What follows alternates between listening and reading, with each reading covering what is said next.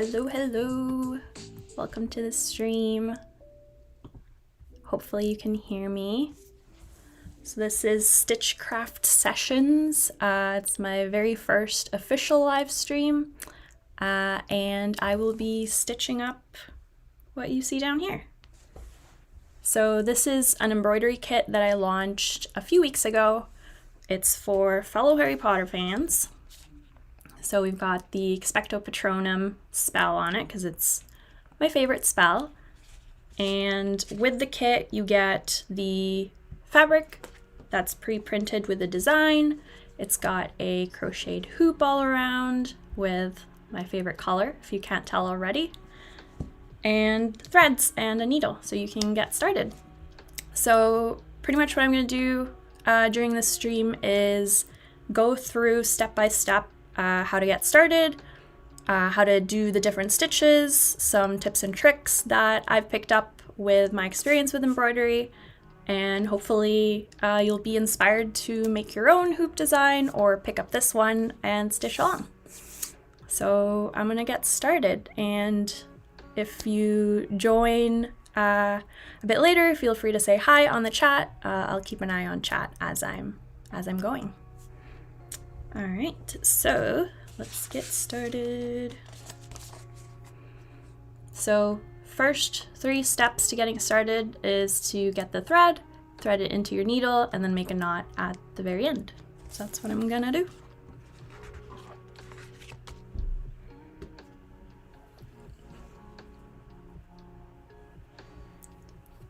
So we've got yellow here, and this is a DMC 743. DMC is the brand of embroidery floss that I'm using, and it always comes with 6 strands. So 1, 2, 3, 4, 5, 6. But with this pattern, I'm going to be using 3 strands all throughout. Hi Citroken, thanks for joining. So to separate it, you could just split it in 2 and then kind of pull them apart, but that is a recipe for tangles. So what I like to do is do it one at a time. So I grab 1 strand of thread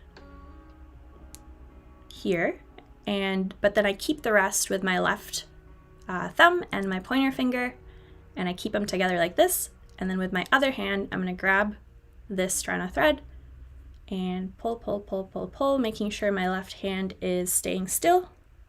And then I got 1 piece of thread here, so I'm going to put it to the side and do it again. And I'm going to do this 3 times. And that just is so much easier and less likely to tangle. So that's what I like to do. So 1 more time.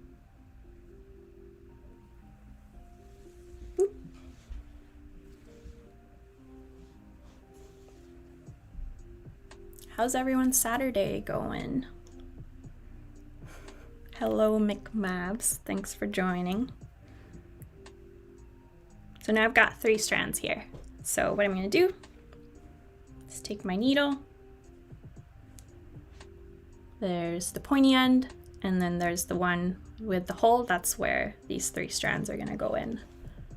And I don't use a needle threader because I haven't found one that really works for me yet, but I just give it a little lick, flatten it, and I can tell it's not flattening quite the way I want it, so I'm actually going to use my scissors and cut it to the same height, or the same, so that's a bit flatter. And then I'm going to thread it through.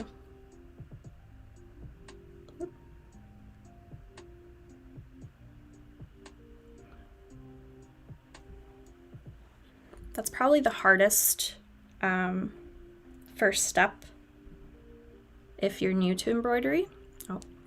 If you're new to embroidery, that's the hardest step, but once you get it in and you have a lot of practice, it gets easier. I started making the knot the way I usually do, but then I realized people might not understand what's going on, so I'm gonna take a step back here. So you can make a normal knot like this and then pull it through. But I've gotten used to doing what's called a quilter's knot.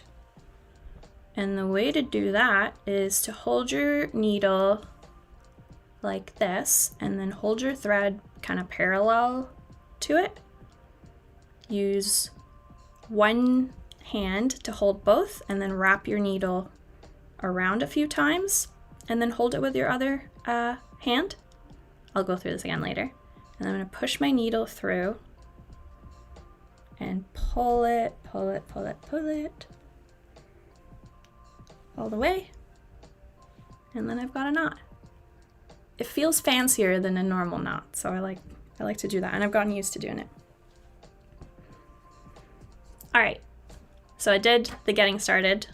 I separated my 3 thread strands, threaded the needle, and made a knot.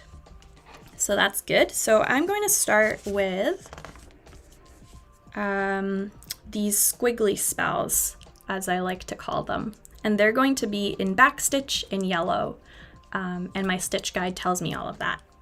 So this is the finished piece. So I'm going to start from here and then go all throughout and finish up all those squiggly spells. And that's going to be done with backstitch.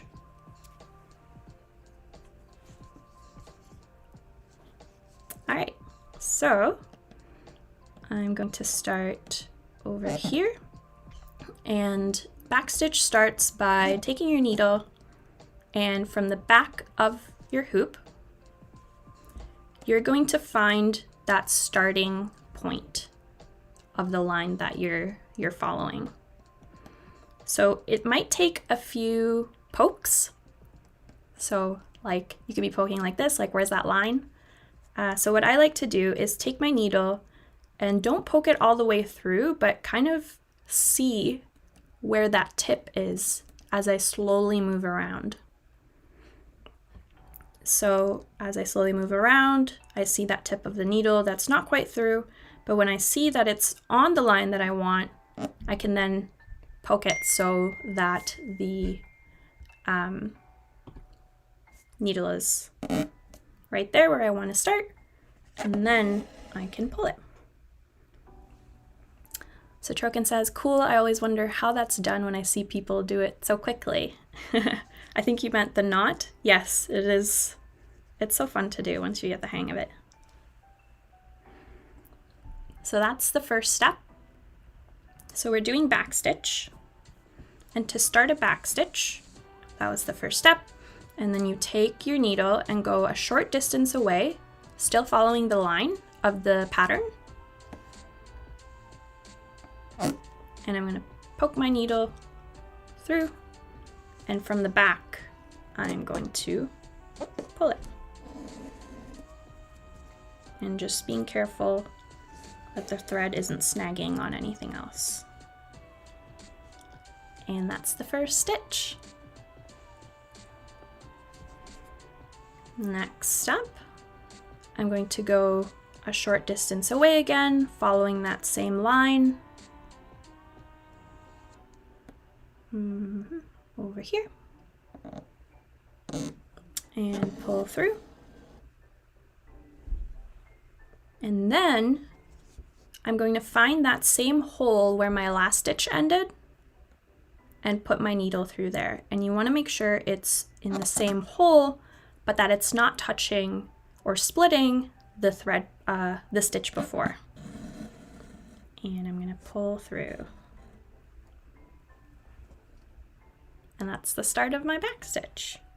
So I'm going to go and do that all throughout, and I'll also talk about what happens when you're following a curved line instead of a straighter line.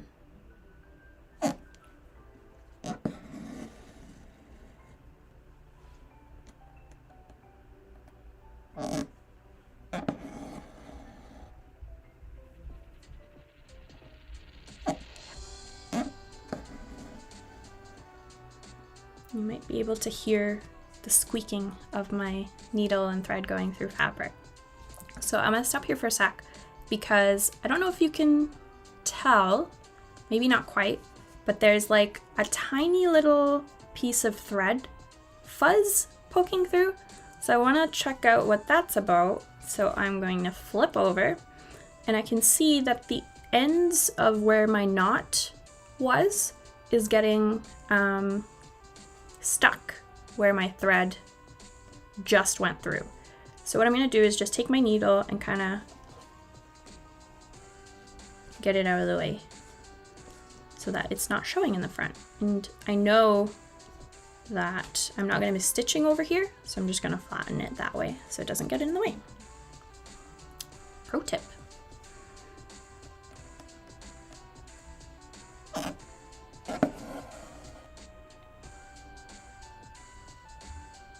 So in the exact same hole where that first stitch ended. And when I'm pulling through, I'm going to make sure my stitches are lying flat.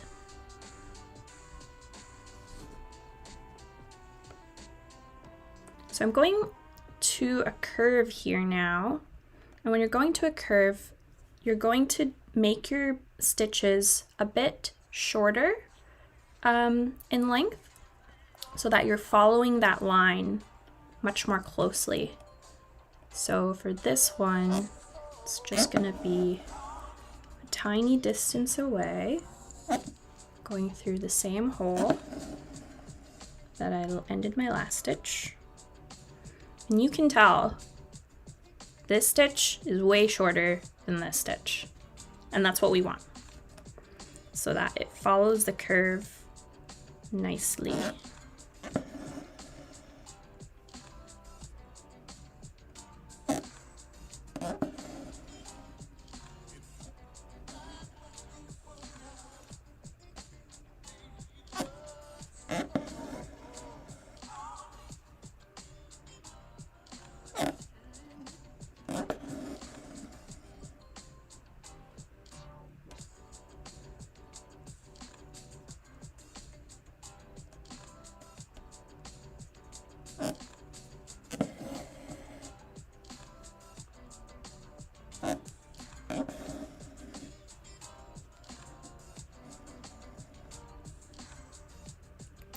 All right, next tip.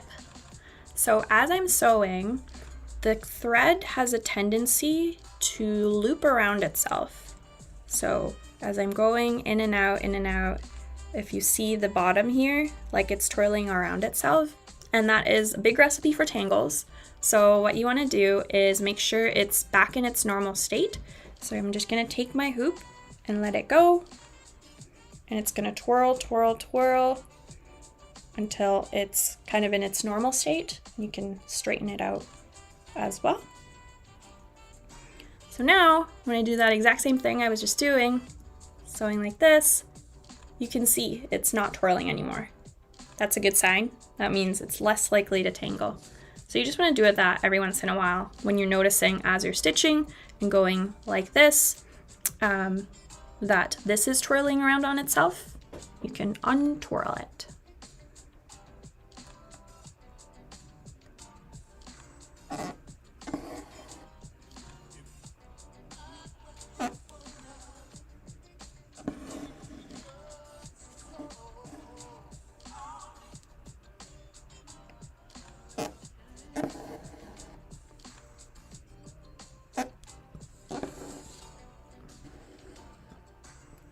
And that is the first squiggly spell. Yay! Okay, now I'm gonna go down over here and do the same thing.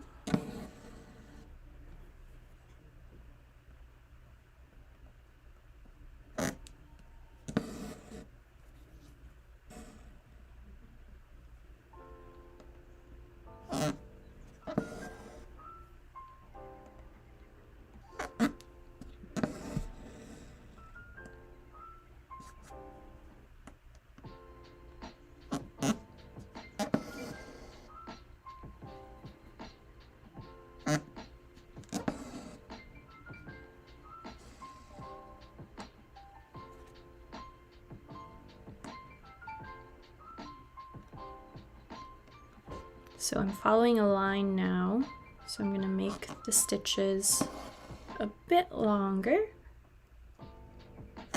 because it just gives it this nice variety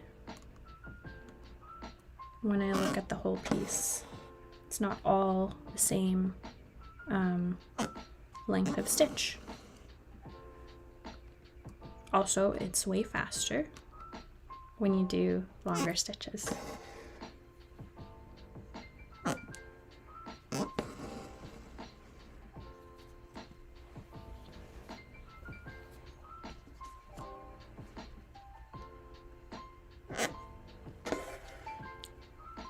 So I was thinking every 20 minutes I was gonna take a hand break because it's nice to stretch out your hands and not binge stitch for too long. And then during those breaks I was gonna do like a Harry Potter trivia question. And if chat is quiet, then I will just answer them myself.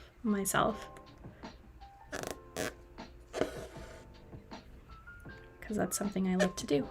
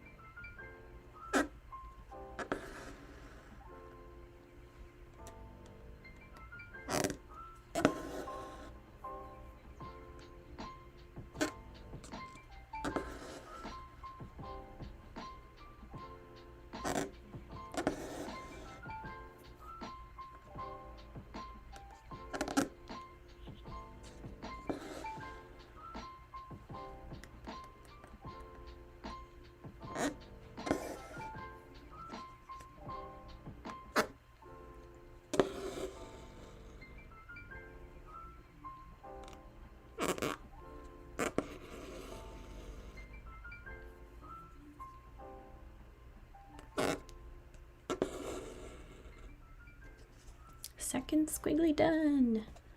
Take a peek at the back, just so you know what it looks like. And you can see the knot was kind of just naturally going over here, and some of my stitches are like anchoring these loose threads in the back, which is fine. And it's good because that makes it less likely to be undone. So now I'm going to jump over here. And my thread is twirling again, so let me give it a minute to twirl back. The answer is Dobby. To what question? The answer is Dobby to the question of, oh, spoiler alert, just in case people have not actually watched Harry Potter. So spoiler alert. Close your ears if you haven't. The answer is Dobby to the question of who made me cry the most, whose death made me cry the most. That is the answer. I was just talking about this to the folks that were at my Zoom call stitch along, and I was reminiscing when I first watched Deathly Hallows Part 1, the ending is when that scene happens, and I was devastated, and I was curled up in the movie theater, like feet on the chair, arms around my knees type curled up, and like sobbing because I couldn't get over it. It was just too sad, and I didn't want to leave and wait like however many months that was for the second movie, part 2.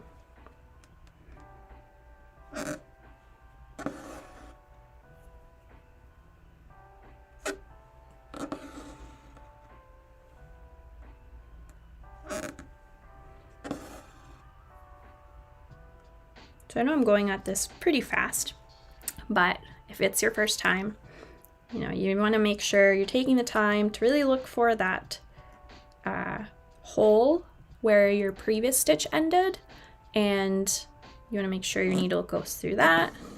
And when you're pulling, You want to make sure that your stitches are lying flat against the fabric and there's no like gap, but you don't want to pull too hard, otherwise the fabric will have a big hole where your stitches start and end.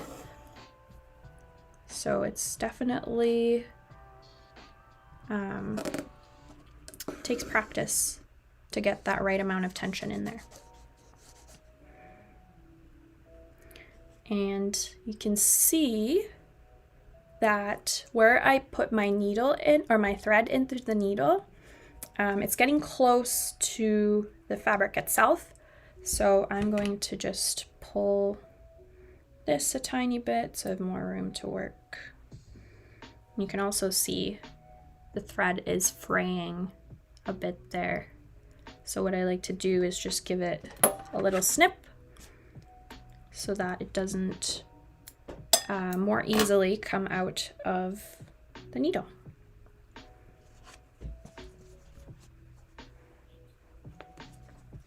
Oh, and it's 20 minutes in, so let me stop here for a sec. Put my needle in my little needle minder so that it doesn't get lost. And let's do a trivia question. So I've got Trivial Pursuit Harry Potter, and I've just got a stack of cards here. And I think it's movie based, but book fans will have obviously a leg up. All right. So there's 6 questions. So honestly, I'm just gonna pick a couple. Okay. First question: what is the name of Argus Filch's cat? First question: what is the name of Argus Filch's cat? So let's see what chat says in the next couple minutes. And if there's no answer, I will answer it myself. I think I know, but sometimes you just forget these things.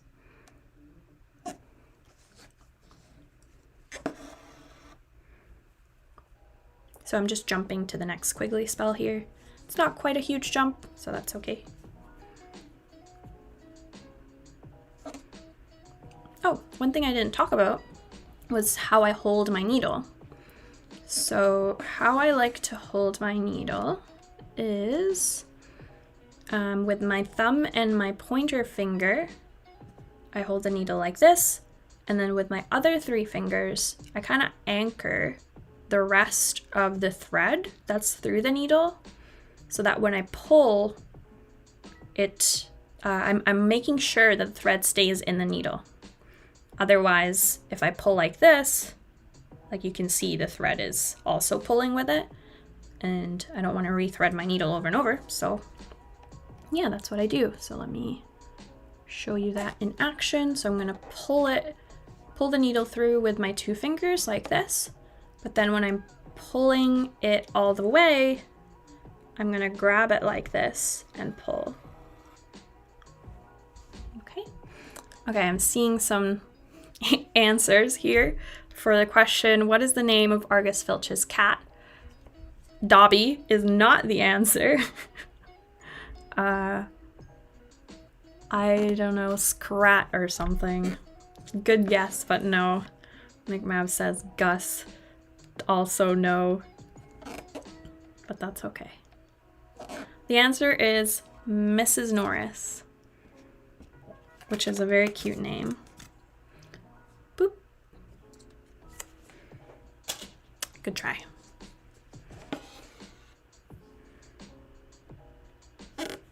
We'll have another one in 20 minutes.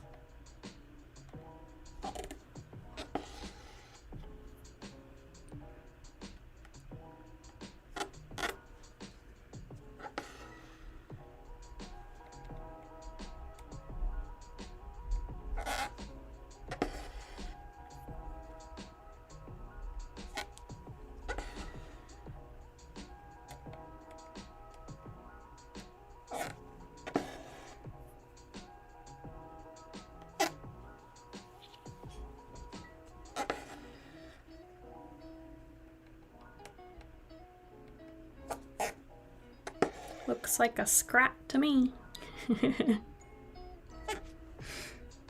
It's an interesting cat name. Scrat.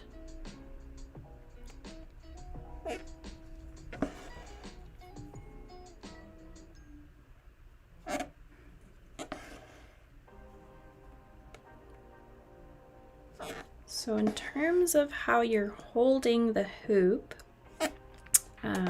this is definitely not how I usually hold it. I'm just holding it like this so that you can see it on the camera. I usually stitch probably like this. Oop. And the hoop is like close to my face so that I can really see where my needle is. Usually lying back. So hold it in whatever way feels comfortable. And I use my left hand, so I'm right-handed, to hold the hoop. And some of my fingers are on the back. But hold it in whatever way feels comfortable. Just make sure you try not to put your fingers like where you'd be stitching, otherwise you're more likely to poke yourself with the needle.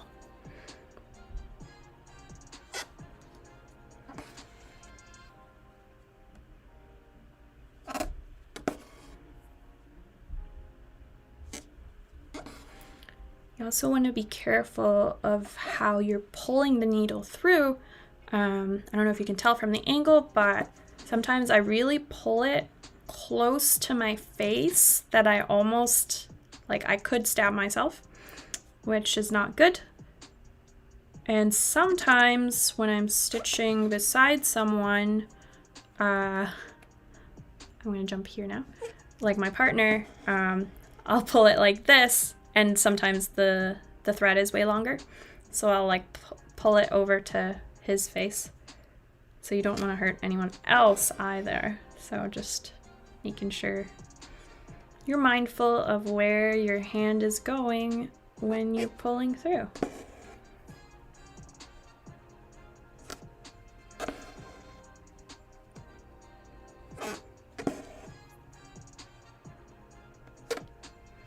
So I'm going to try to pick up the pace here because my goal is to get at least half or 3/4 of the way done, because tomorrow I'll stream again and I want to make sure I finish up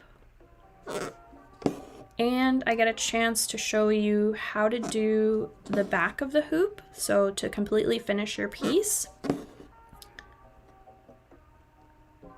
Because right now, like, it's completely open, right? But at the end, it's gonna look something like this. So we'll close it off.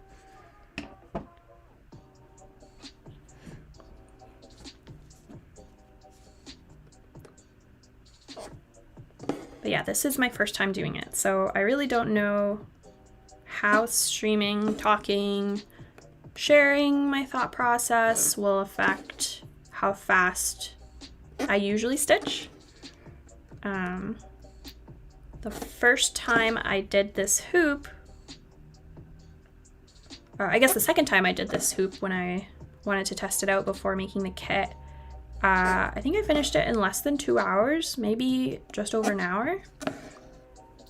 So it was pretty fast, but I was just racing to get it done. So this will probably take longer. So again, I am shortening the length of my stitches here because it's a shorter curve.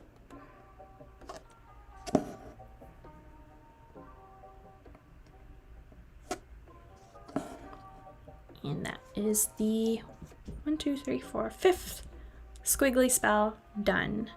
I have some length of thread left, so I'm going to keep going with this next one.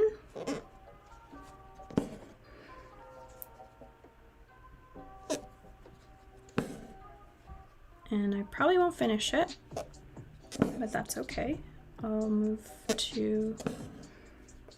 use another piece of thread to finish it up.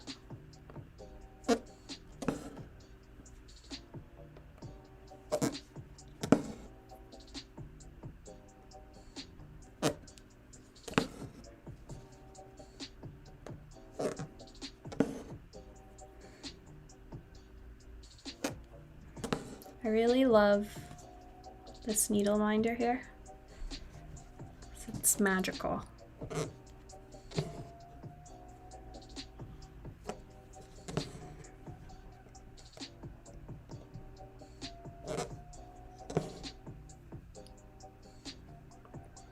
So my length of thread is getting shorter and shorter.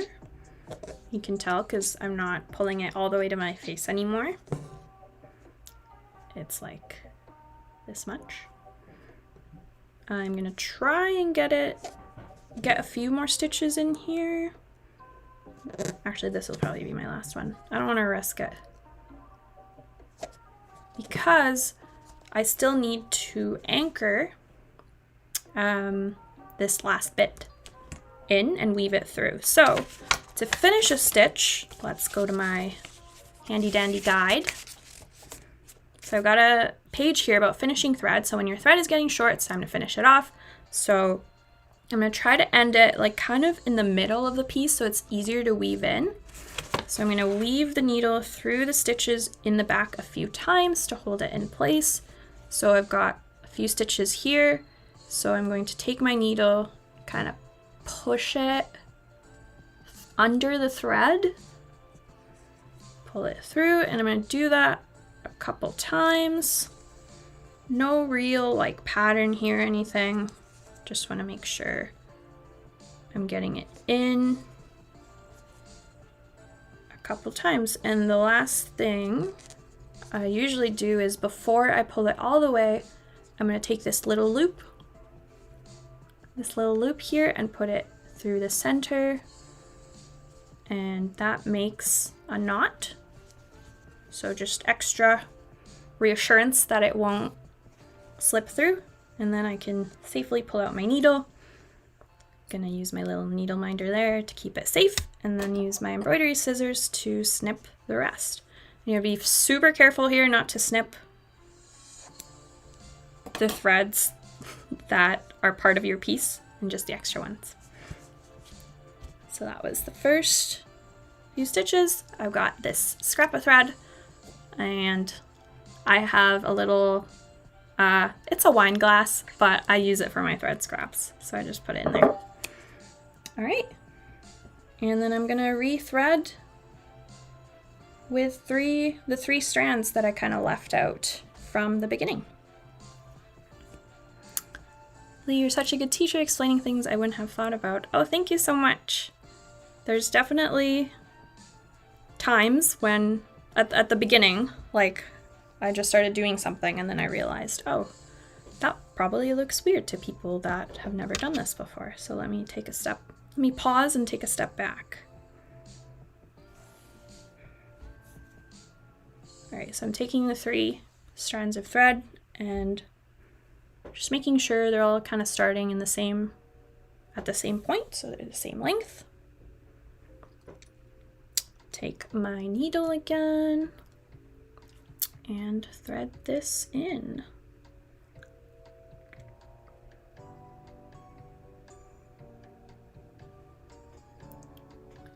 I ordered some needle threaders that I'm gonna get tomorrow just to see if it makes my life easier and other people's lives easier. So we'll see how that goes. Okay, so I'll show the little quilter's knot again that I showed at the beginning in case people missed it. So take my needle, hold it like this, take my thread, hold it like this so they're parallel, and then I'm going to use my right hand to hold the needle and the thread, wrap it around 3 or 4 times, use my left hand to hold that wrapped around thread. I'll leave this little bit sticking out, push the needle over like that, and then pull it the rest of the way through. Pull, pull, pull, pull, pull. And then magically it has a knot. Oh, sometimes it has a little loop like that, but that is fine. I just pull it the rest of the way through. Yay!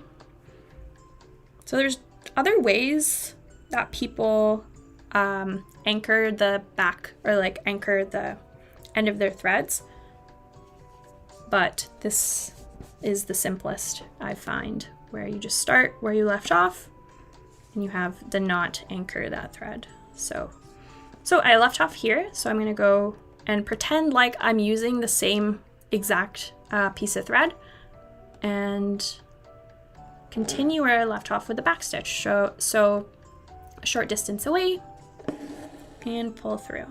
And you can tell this is a much longer thread that I'm working with because now I'm pulling all the way back to where my head is.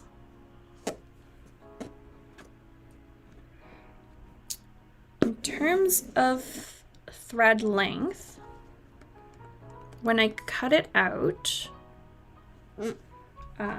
it comes like this. So it comes like this at the store. But if you buy the kit, or if you buy any kit, or if you buy my kit, I give you like pre-cut strands of thread. And the length that I cut it is about an arm length away. So my arm length away. Length might vary depending on the length of your arms. But that's generally what I like to do, because if you do too long of a thread, then it's more likely to tangle. And if you do it too short, then you're constantly rethreading your needle, which is the least fun part. So I'm going to stop here for a sec, because as you can tell, there's like this lone piece, there's this lone one strand of thread that's kind of sticking out. And I've mentioned before that you want your stitches to be flat against the fabric. So this does not look good. So what I do here is I weave my needle through the back, through under the stitch, and just kind of wiggle it out a bit. And then I'm going to re-pull so that it stays flat. And now it is flat. So you just want to make sure as you're going through that you are watching for those kinds of things happening. And it's actually not quite flat yet, so let me do that again. There we go. Now it's flat. Yeah, watch for those kinds of things, because you don't want to be like all the way over here and then you notice it and either you live with it, which sometimes you do because maybe it's not a big deal. Mistakes are normal when you're starting something. But if you had caught it just like I did just now, then you have more of a chance to fix it right away rather than being slightly unhappy. Oop, something's happening. All right, so it's getting tangled. So let me see what's going on. So usually I just kind of push, or not push, I use my fingers to grab it and untangle it. And just now I like panicked a little bit and tried to fix it right away. And then I realized this is exactly what people are watching for. Like, it's not perfect 100% of the time. And this is a normal part of the process. So what I did was just I grabbed those tangled up threads and kind of pulled it through in an attempt to fix it, which it did. And I've got like this random pieces here, and that's the knot that I made, but it's not hurting the piece at all. It's in the back. People can't see it, so I'm just gonna leave it over there. And we're good. And I'm just gonna do that twirling around trick again just to make sure I'm not getting any more tangles.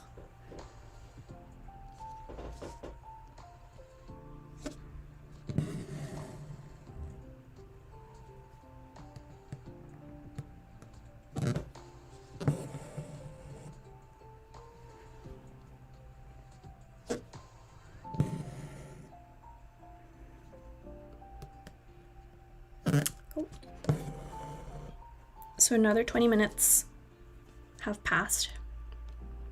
which means it's time for a break. And by break, I just mean a little hand stretch and another trivia question. So make sure you take breaks, take a drink of water. And I'm going to pull up the next question.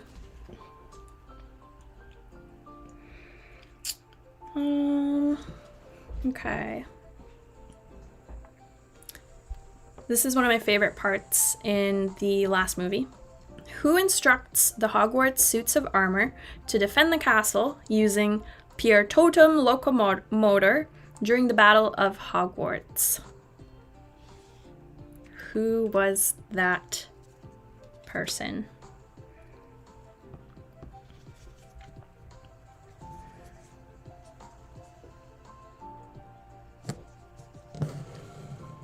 And again, I'll give it a couple minutes because there is a slight delay to when I see messages in chat versus when I actually speak.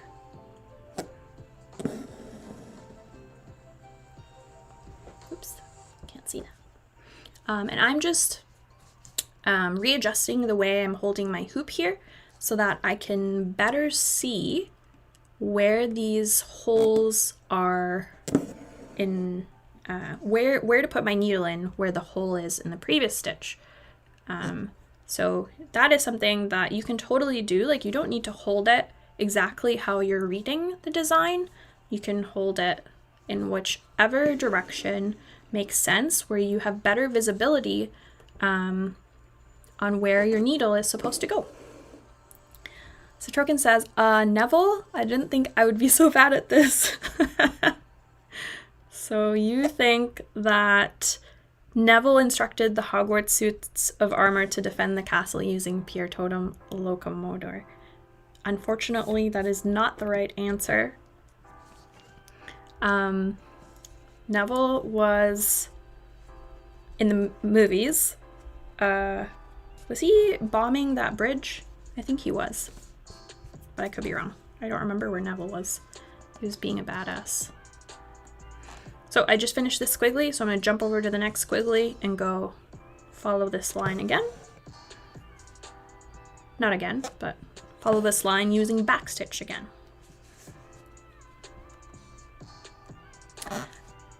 Professor McGonagall, yeah! It was her. And she, let me make sure, actually. Professor McGonagall, yes. And she, like, does this cute little, like, I've always wanted to do that right after she does it. And that was just one of the best scenes.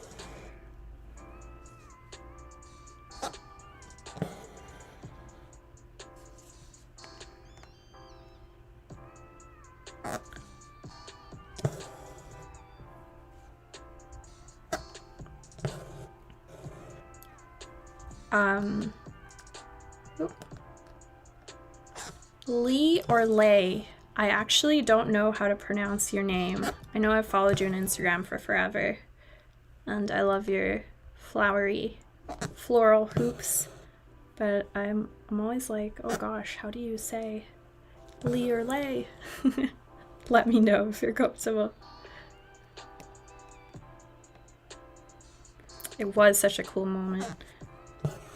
She has this whole speech, and I can't quite remember it right now, but I know it always gives me shivers. She's like, defend your castle, defend your home. It's just so powerful.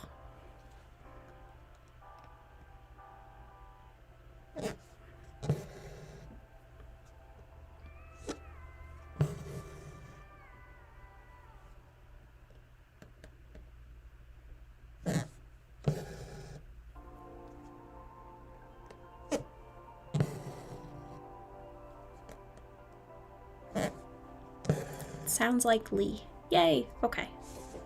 That is good to know. Thanks.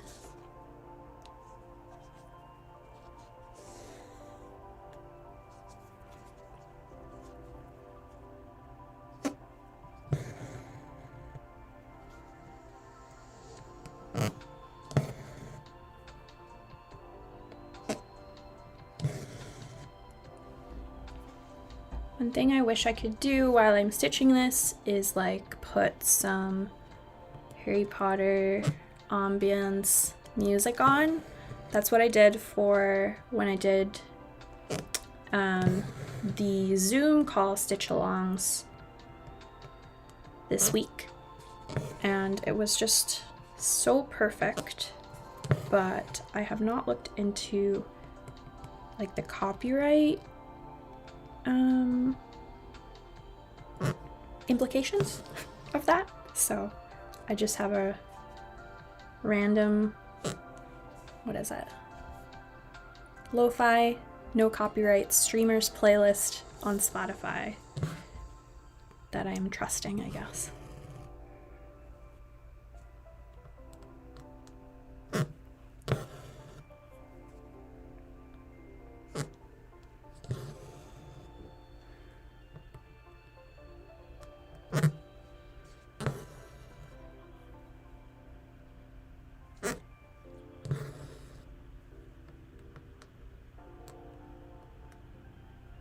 So this is a fairly long line here, so you can definitely make your stitches longer, or you can keep them consistent, whatever feels right. I've done this hoop so many times, I don't even know. I have like 3 on the go right now, just from this week's stitch-alongs, because I wanted to start fresh every time. I did one for practice the night before, but I didn't finish it. So, but what I was trying to say is that it's going to be completely different. Like, this first iteration I did is going to be different from this 7th iteration that I did, because the length of the stitches, maybe I decided to do something different, and maybe it wasn't even an intentional decision.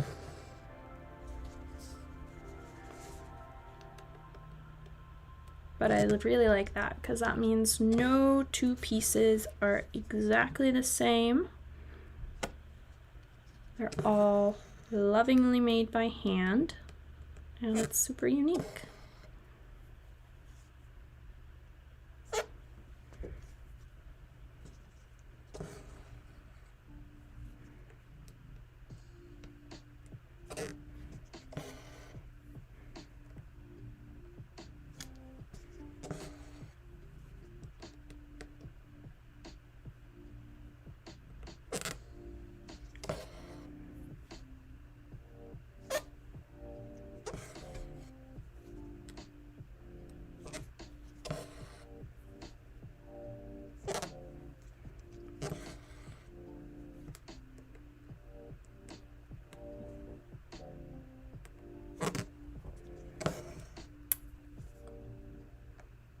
I don't know if you can tell, but I've got my cat right there. She's sleeping. She's a black cat, just like this needle minder, which I don't think I ever finished that thought, but that's why I love this needle minder, because it is, well, it's a black cat, it's on a broom, and it's got a witch hat, which is just on brand for this hoop. And I've got a black cat behind me. So just like so many levels of unbrandness. So as I'm stitching, I also want to make sure that my fabric is pretty taut. So it still is actually, which is surprising, but if you notice that as you're stitching, like it's getting kind of loose, you want to make sure your fabric tension is tight. So what you would do is pull the sides all around, making sure that it's not warping the design at all. Like if you pull too much here, then it might bring this side up. So you want to make sure it's pulled in all directions, and that just helps with the fabric tension. I'm using like this bamboo hoop right now, and if you use just a pure bamboo hoop, it can be difficult to keep the tension tight. So this crocheted border that I did actually really helps with that, to keep the fabric in the hoop without it slipping. And if you want to see how I did this yellow hoop, I did a test live stream last night. Citrokin was there, and I don't quite talk like in detail like how I'm doing now about how I do it, but it does give you a glimpse into like the process of it.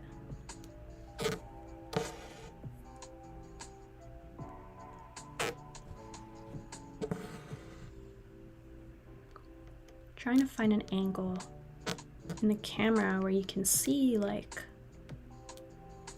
everything I'm doing without blocking what I'm doing, but I feel like it's impossible.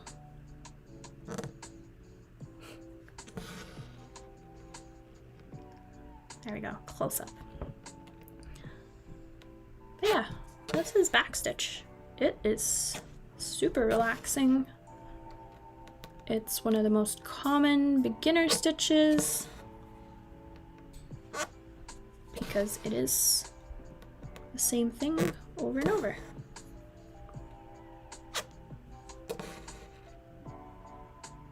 It's really good for outlines. So this is an outline here because it's just like a line. Later on, or maybe tomorrow, not sure, I'll show you a fill stitch. So the wand here is filled. Show you a different stitch for that. Lee asks, have you considered selling the crochet hoops? Yeah, I would really like to do that. This is the first and only one that I've tried. And it's a design that I just kind of stumbled upon myself trying it out, and I really liked it. I just haven't spent the time yet to design other, like what would it look like in either a different color or like longer all around. But I would love to do that. It's so fun to do. And I think it took me 45 minutes for this hoop. My thread is getting shorter and shorter, so I'm just going to give it a pull here.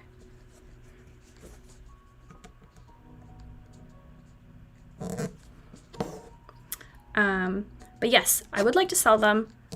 But I also want to find a design, or not find, but create a design that's like still kind of nerdy / pop culture related, because that's my whole thing.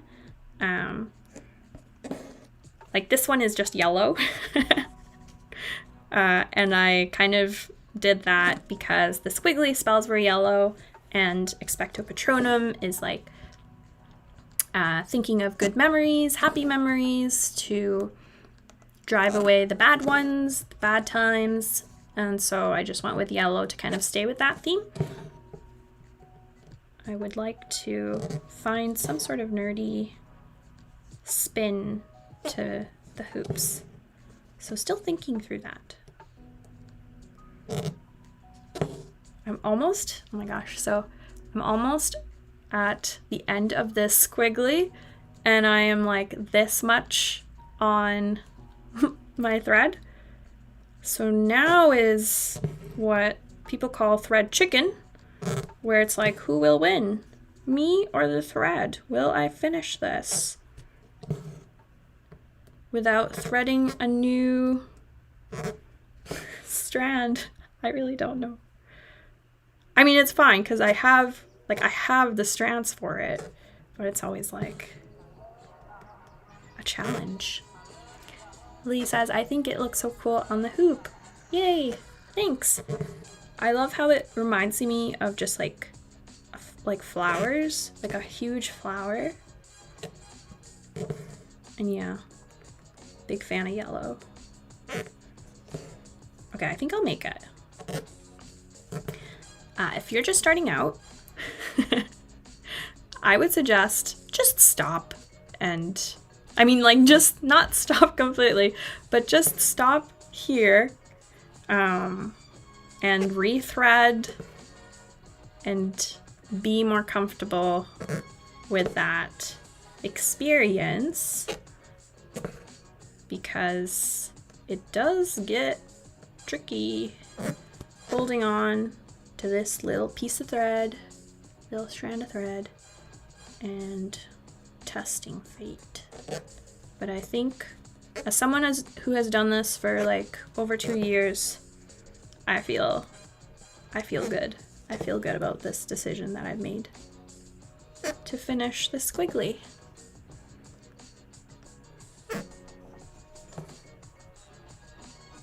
Yes. Woohoo. Okay. Back to weaving thread in and out. So you can see here, I ended kind of on the edge of the design, which is fine, and it can be inevitable, but it does make it slightly more tricky to weave the yarn in and out. Or not yarn, sorry, the thread. This is embroidery, not crochet, Michelle. But you just kind of have to find that angle that works for you.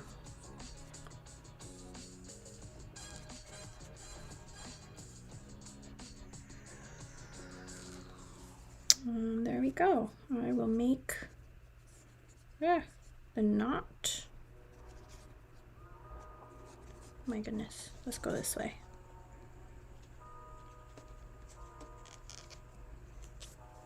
There we go. Woohoo!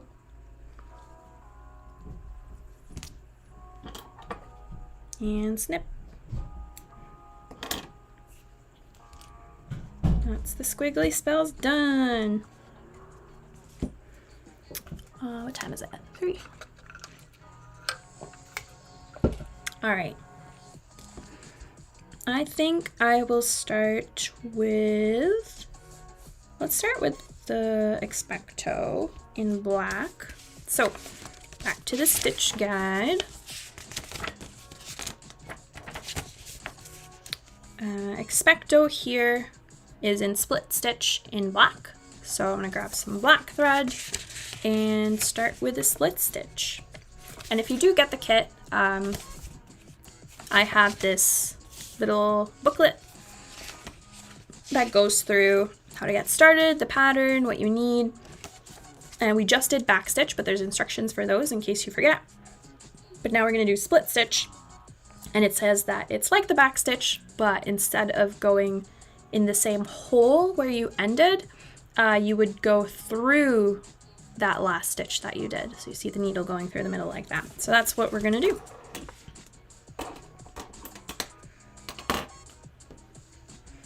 I need my thread. So I'm gonna grab the black.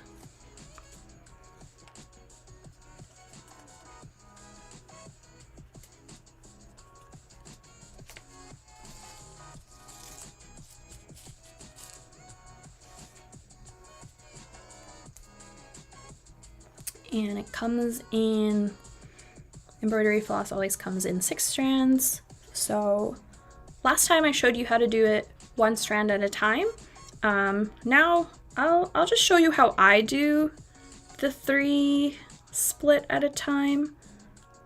I think it's kind of weird. So some people will just take these, like separate 3 and 3 and just like pull all the way through. But then you get like a mess of tangles at the very end, which is really annoying.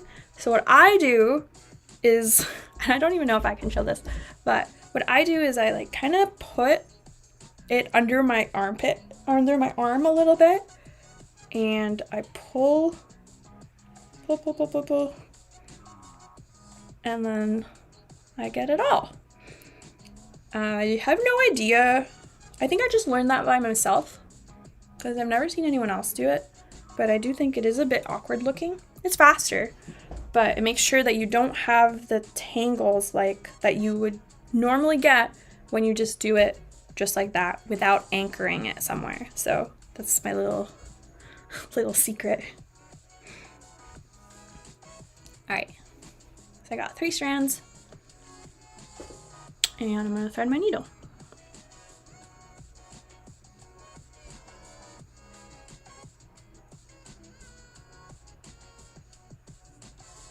Did that go through? Nope. Got 2 went in, but 1 did not.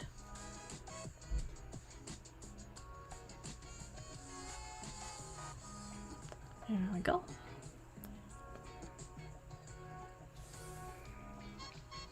And gonna do my little quilter's knot.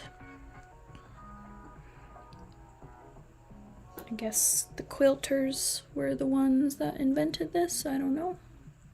I've never tried quilting. And I'm just going to snip off like half of this just so it's not making a mess in the back. But I've still got my thread there. All right. I just realized that I didn't have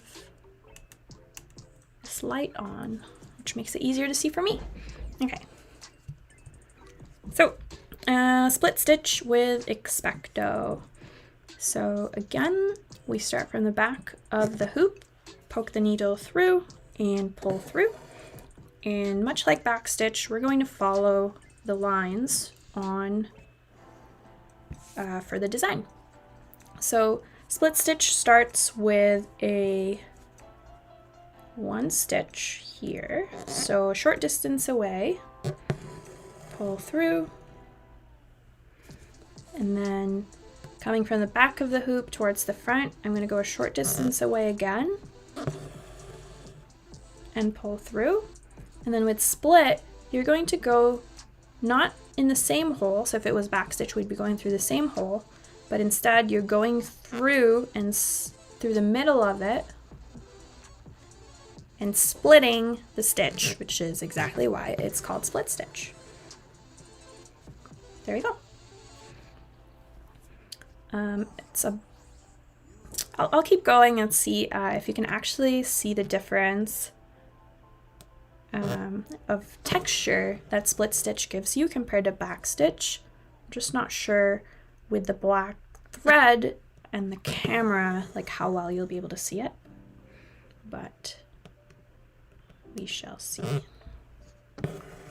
So with split stitch, you want to really keep your stitches short and close together, especially with curves, so that it follows that line, that curve closely. So it does take longer to do, but the effect is like this continuous line that you wouldn't get with back stitch. So just so you can see what it's supposed to look like, Expecto is the one in split stitch.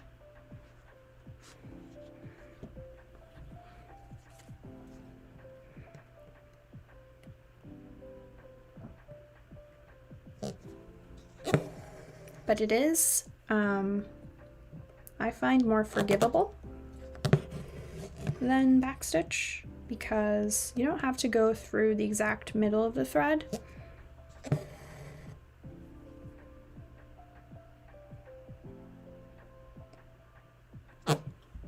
Oh, I missed my 20-minute mark.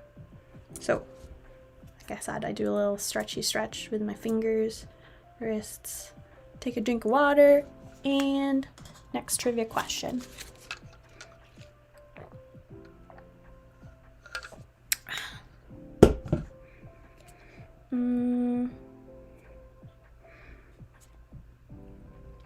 Oh, this is a good one. So, the category is magic spells and potions. So the question is, what is Felix Felicis also known as? Felix Felicis. I'm struggling saying that. What is Felix Felicis also known as? So that was Harry Potter and the Half-Blood Prince. Slughorn has this as a prize for his class. So whoever made the best potion would get Felix Felicis, that is how you say it, as a prize. So what is that also known as?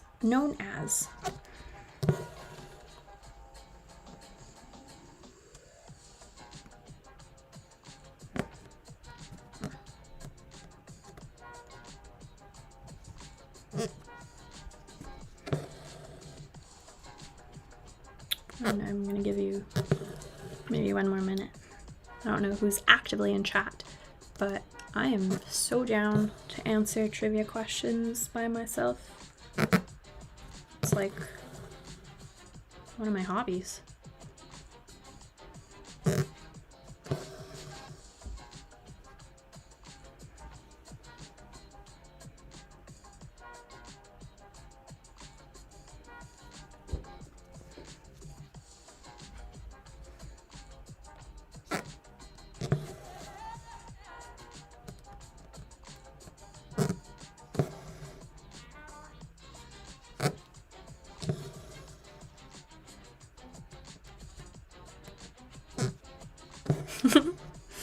Citrokin says, love potion.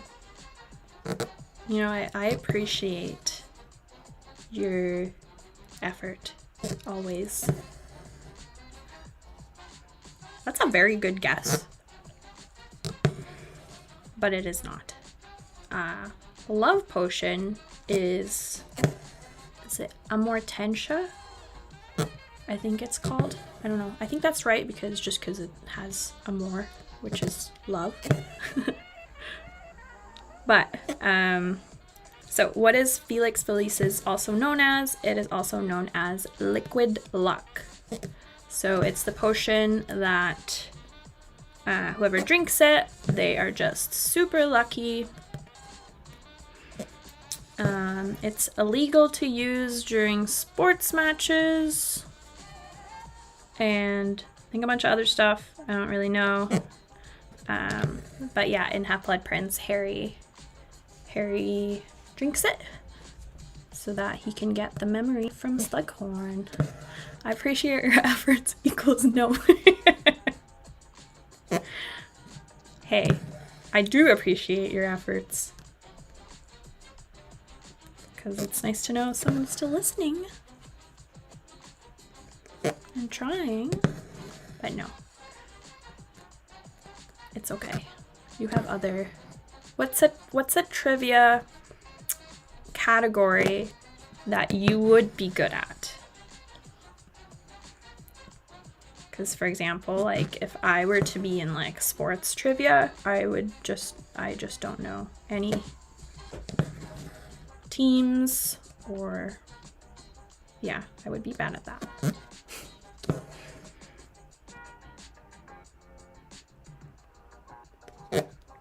Okay, so this is the split stitch happening. I don't really have much to say about it.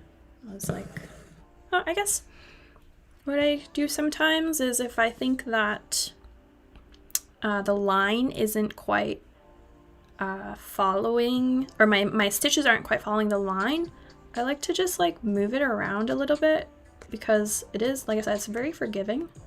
So if you just like move it, like kind of tease it to the shape you want, it kind of works.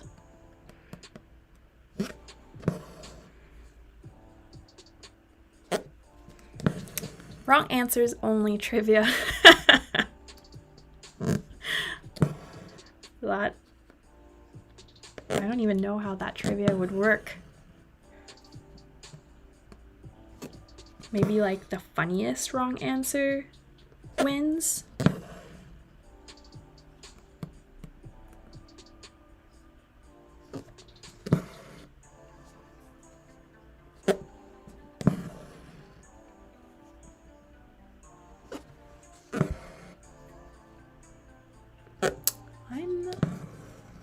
So just over an hour in, and I do want to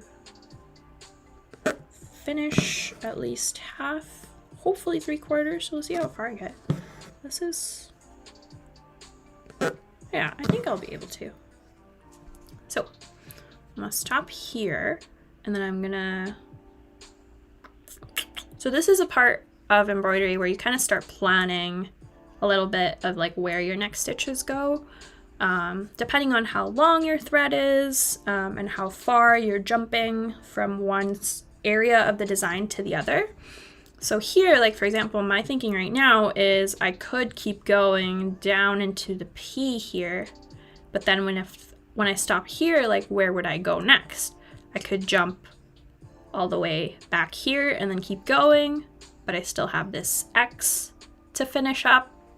So now my brain is just like, which way should I go? And there is no right answer here. Like honestly, it depends on the length of your thread, how far you feel comfortable like jumping from one end of the design to the other.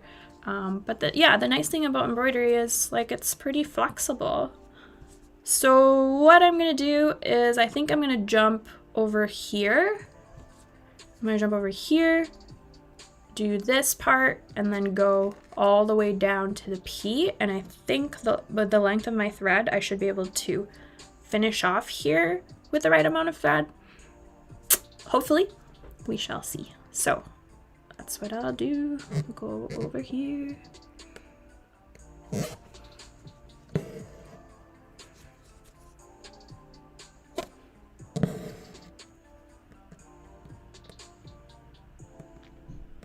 Oops, can't quite see what I'm doing. There we go. I'm actually so impressed with this camera quality.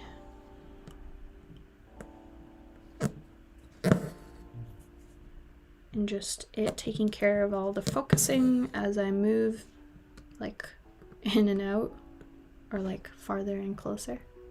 It's really nice.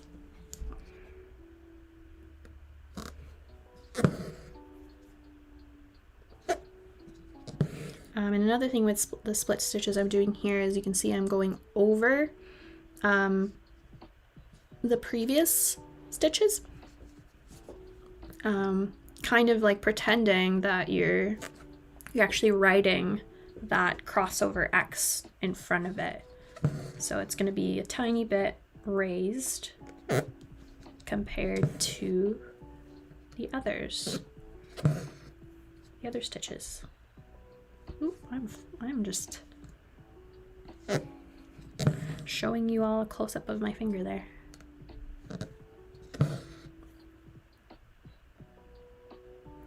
And then for this part where I'm kind of ending on a line, that last stitch that I just did like isn't split. So what I like to do is go back in the same hole where it ended, and then I go back and split that last stitch. So it doesn't look like it's just like a random straight line ending that line. Hi, Amanda. Nice to see you. How's your hoop going? How far did you get? I think, yeah, I'm still, from our last stitch along on Wednesday, I don't think I've shown anything different, so you are on time.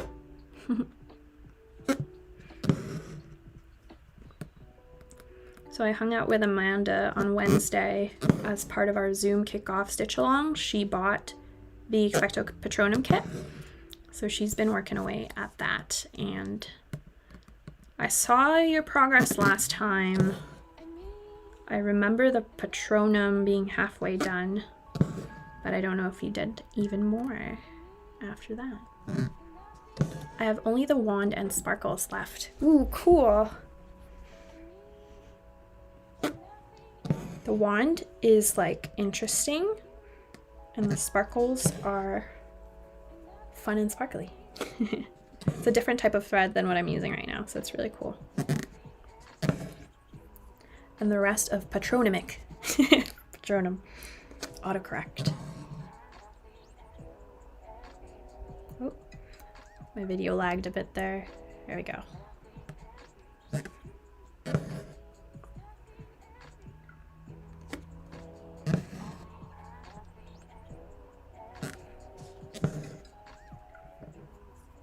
So I think I will be just almost done this little loop on the P, but I don't know if I'll fully finish it. This is how much thread I have left.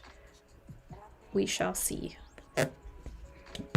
If I don't finish it, it's not a big deal. I can pick up where I left off with another piece of thread. And then what I'll probably do is like go the rest of the way with Petroleum from there, because these two things are super close together. And it's nice when you don't have really long jumps in the back.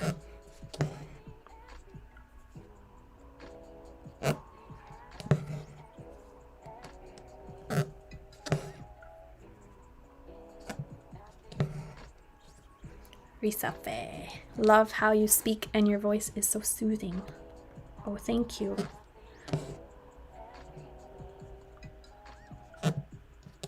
I should really drink more water though, because I've been speaking a lot. And I'm sure by the end of this, I'll just like not want to talk to anyone for a couple hours. But it's been really good. It's getting to pause and like think about, why am I doing what I'm doing and how can I explain why I'm doing that thing, has been nice. This much thread left.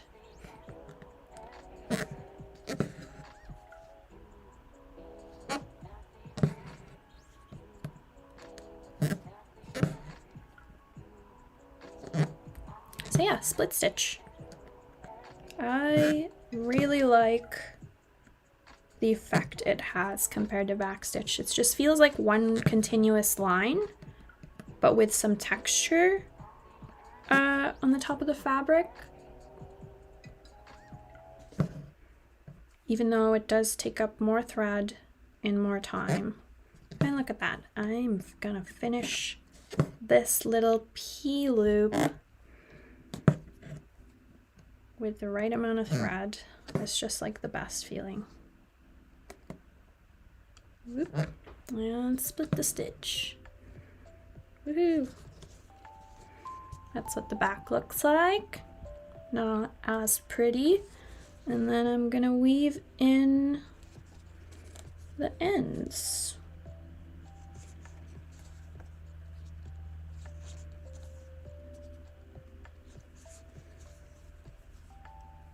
Oop, I was gonna try and make a knot.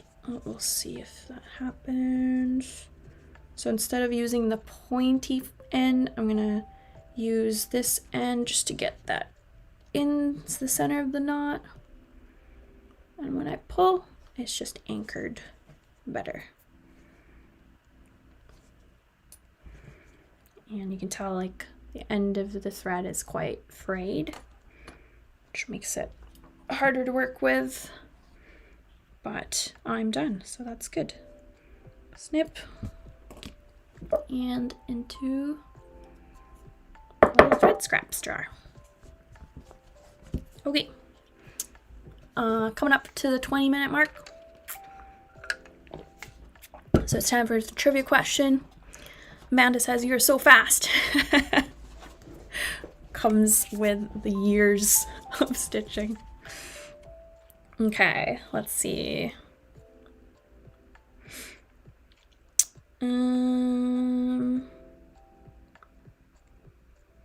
Oh, I love this one.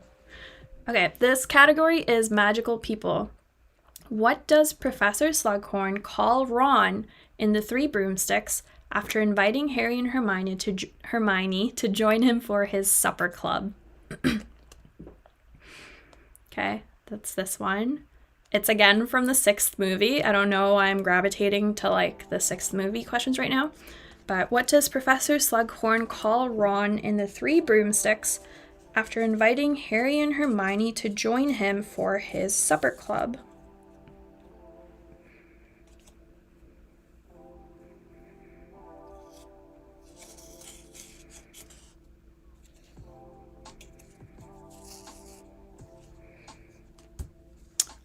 And as I'm waiting for answers to trickle in, I think I'm gonna stop here and do the wand, just for some variety. And since I know Amanda hasn't done it yet, she can watch something new. So just separating 3 strands here with my little trick with the armpit that looks weird. Oh, so you see, this is what happens. There's like a tangle at the end, which is annoying. So I'll just try to untangle it a little bit there. Amanda says Weatherby. Citrogan says Dobby, which is apparently her go-to answer. And Amanda says, can you do the wand next? Yes, I can. So the answer, what does Professor Slughorn call Ron and the 3 broomsticks after inviting Harry and Hermione to join for his supper club? I think it's Wallenby. So Amanda, I think you're close with the Weatherby. But I'm like 99% sure it's Wallenby, so let me check. Oh, it is Wallenby. So super close. The reason I know this is because my partner and I quote that line a lot because it's hilarious. So Slughorn comes and like talks to them and he's like, blah, blah, blah. And then he's like, good to see you, Wallenby. And I don't know why, it's just freaking hilarious to us, but that's exactly why I know what it is. Okay, wand.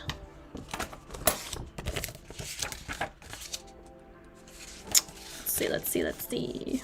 So, from the Stitch Guide, wand handle is going to be in split stitch in brown, and then the wand stem is going to be in straight stitch in brown.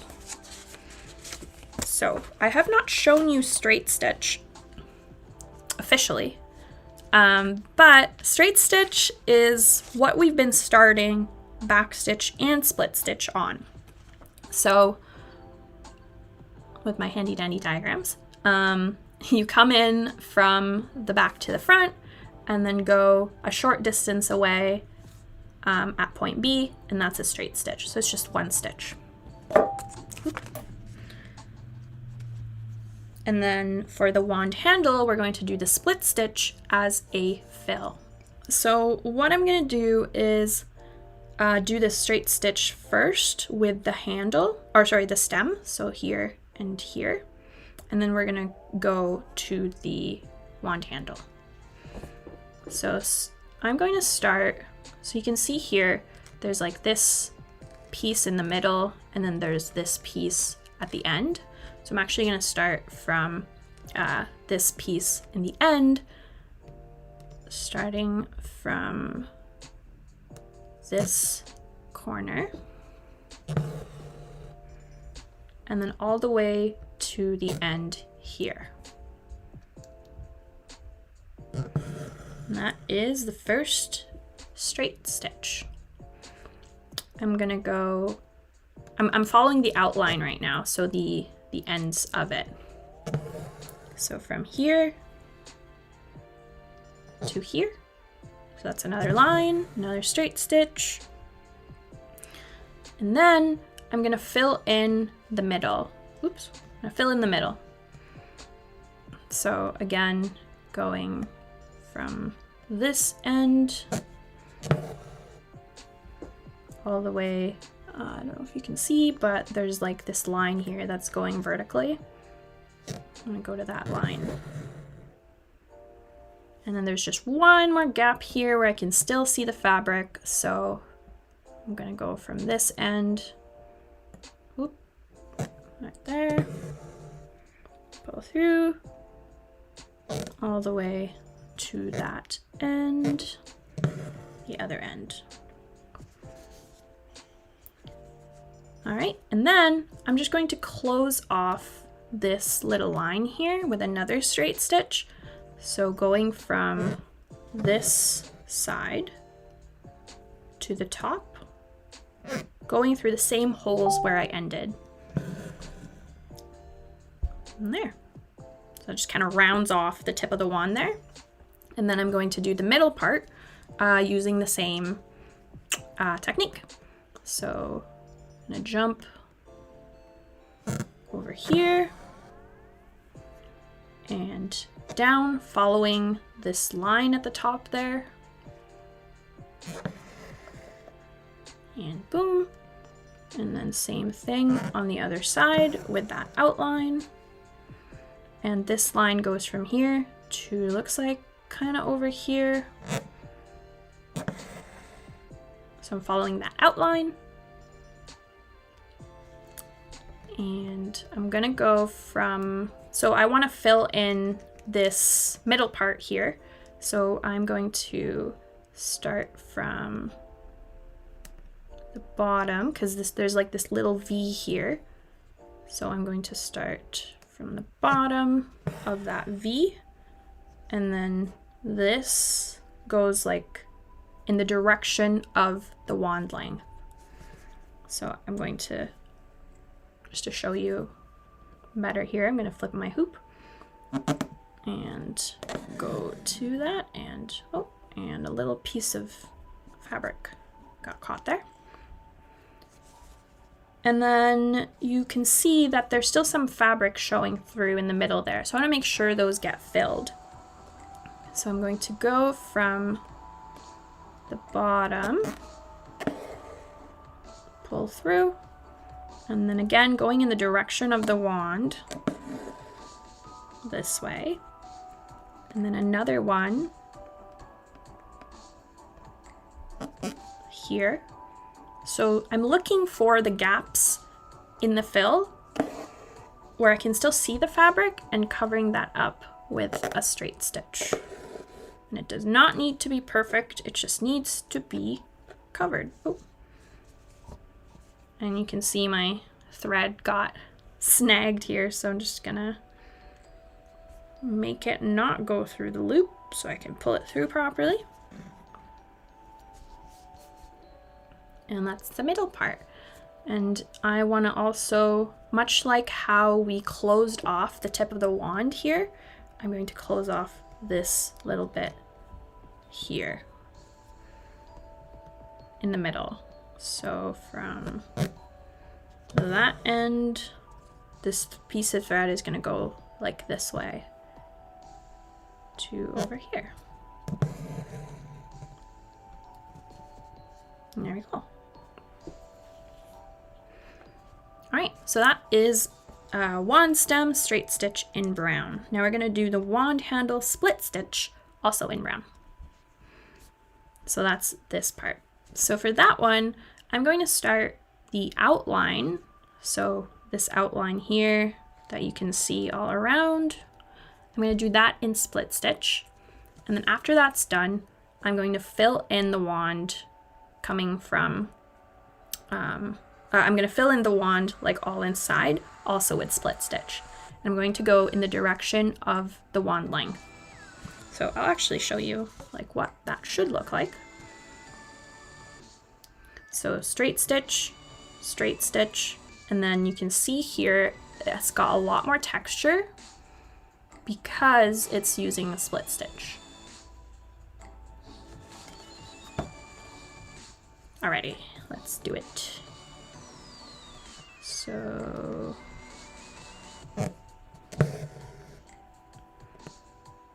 doing a split stitch on the outline.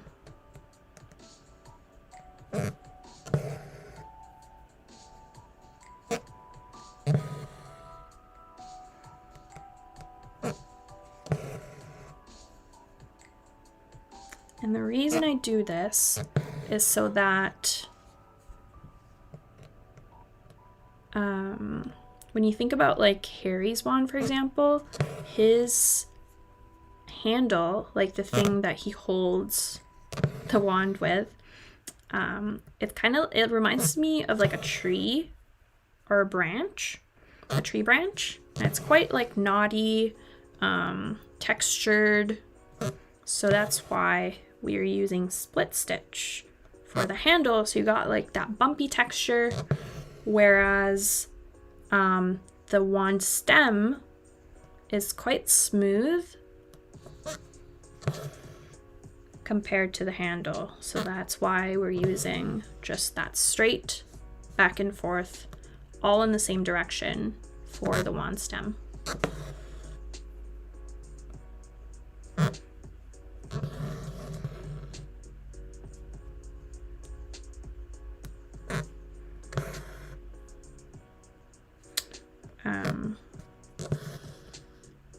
And I said I'm using split for the outline, but I don't know if you noticed, but I did go through the same hole instead of splitting that previous stitch there. So like these V's here, it's a lot harder to split the stitch. So I usually just do a back stitch there. But honestly, like after you fill the inside of it, like you can't tell that you cheated and did a back stitch there. It's really not cheating. Like I said, embroidery is super flexible. No one is dinging you points for using a different stitch like in the middle of another one. So whatever feels right. That's why I loved embroidery and why I transitioned over to it despite starting with cross stitch, because cross stitch I just felt like, oh man, I have to do this X the exact same way throughout this whole pattern. Otherwise I might look weird or it just doesn't look right. So I got tired of that kind of quickly and moved to embroidery, where it's a lot more flexible and I don't have to do something like the exact same way. Like these back stitches, they're all different lengths. Oop.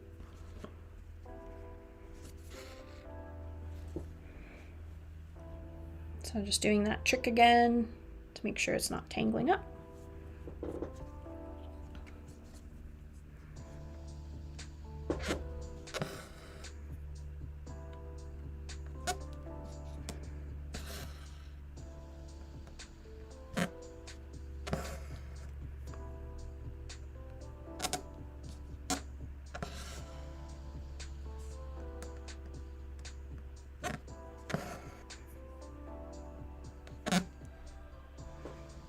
Splitting the stitch.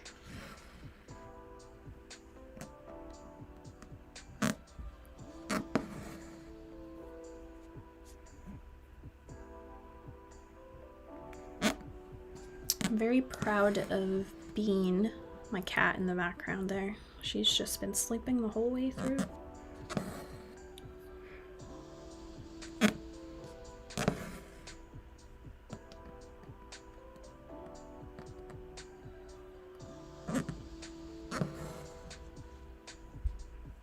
Let me make sure this is in view here.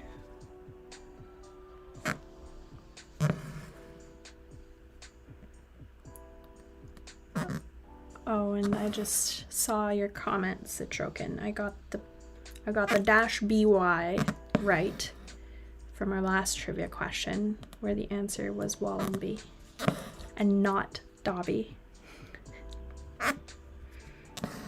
Good job.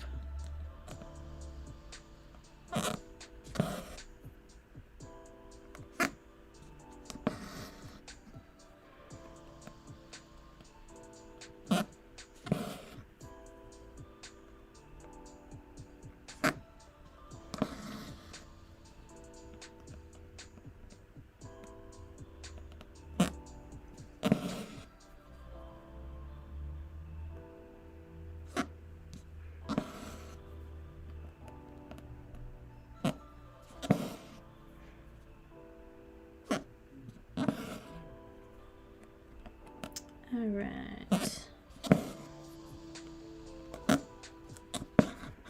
So I've gotten to the end there all around, and then remember that V that was here? I'm gonna go ahead and finish that off as well, but I'm gonna use the straight stitch for that because it was part of the straight stitch. I just forgot to do it.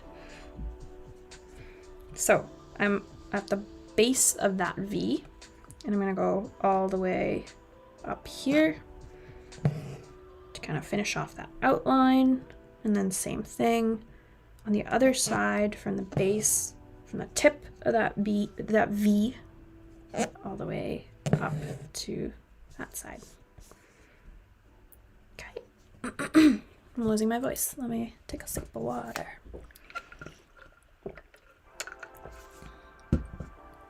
Okay, so I'm gonna do the fill in the wand handle here now since I finished the outline.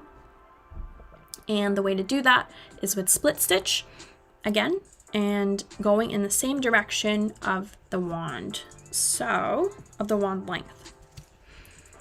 So let me start from the edge there.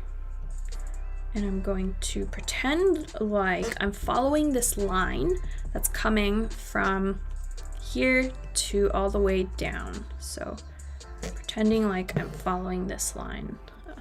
Bean has decided to leave. So did my first stitch, gonna go a short distance away, pull through, and then that previous stitch that I just did, I'm gonna try to find it and split down the middle of it, and then go a short distance away from that last stitch that I did, pull through and split the previous stitch. A bit hard to see. So I'm pretending like I'm following this line from the top of the wand handle over on to the bottom or the base. And it does not have to be a straight line. It doesn't have to be a perfect straight line, as long as you're following the direction of the wand handle.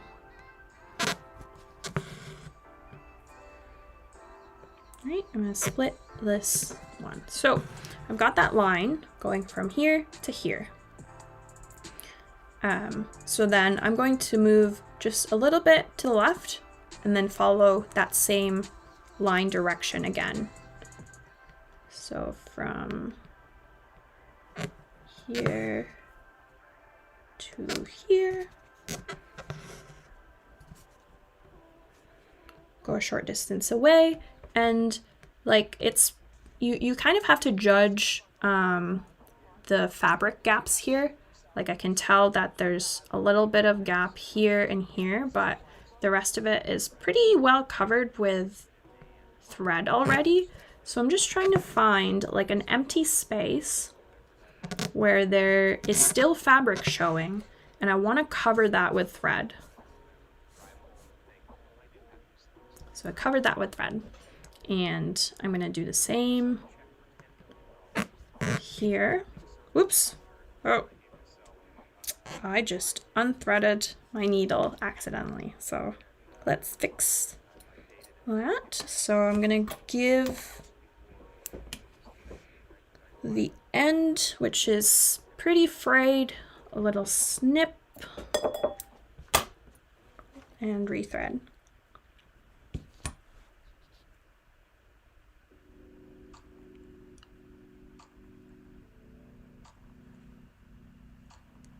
There you go. All right, where was I? I was trying to cover up this little piece of fabric here that's still showing through.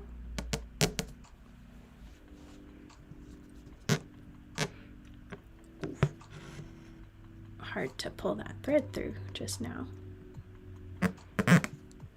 And covering and splitting that last bit of thread there. So now this little corner is pretty well covered with thread, but I want to cover up this other corner, so I'm gonna do that. So I'm gonna start from the top here, do a short little piece,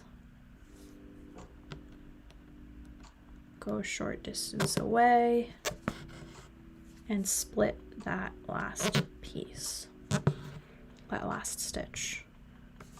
So it doesn't have to be perfect, but what you want to do is keep on splitting stitches so that it gives you that nice texture of like being bumpy, and like it's like a wand handle with lots of knots and looking like it just came from a tree.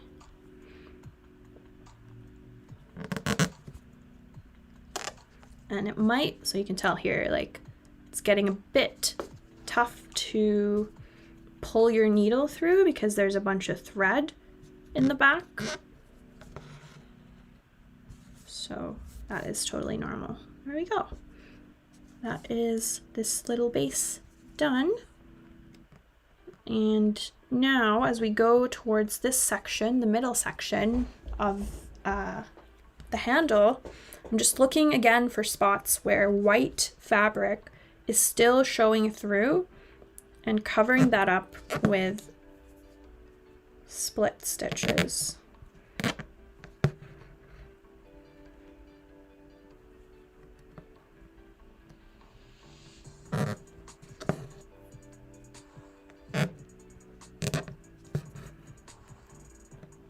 And I'm making my way up the length of the wand this time.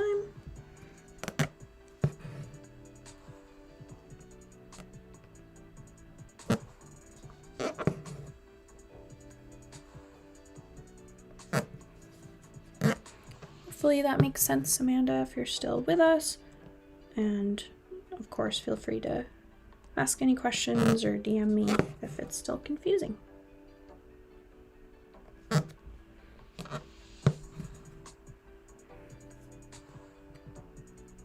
I'm gonna split that stitch I just did because it's too straight for me.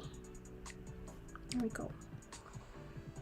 Yeah, a bit hard to tell on the camera, but if you're doing this in real life, you just want to make sure you've got that bumpy texture all throughout the wand fill.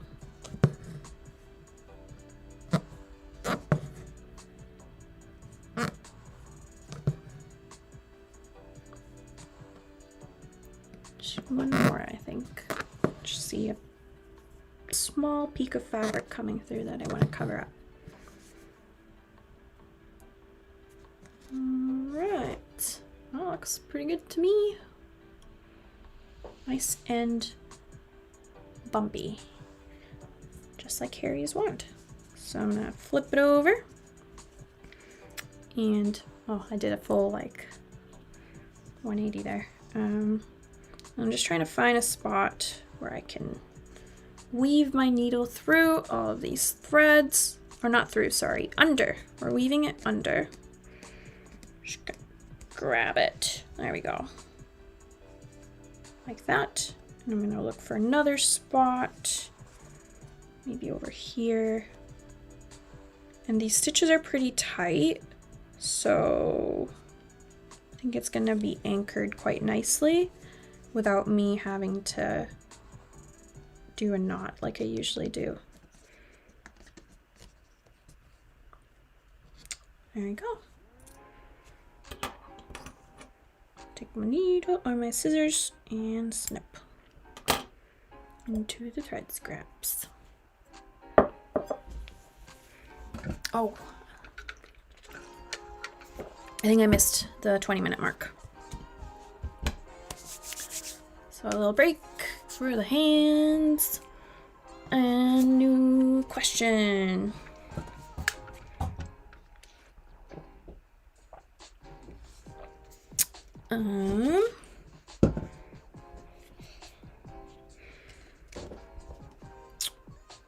In the Tale of the Three Brothers, what prize does the first brother receive from death?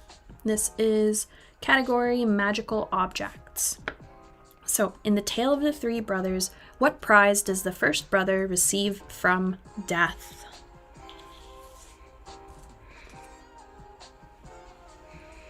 And as I'm waiting, I'm gonna thread my black thread here because I got 3. I really like that story in Deathly Hallows where they're showing that, A Tale of Three Brothers. It's got like this cool storybook animation style.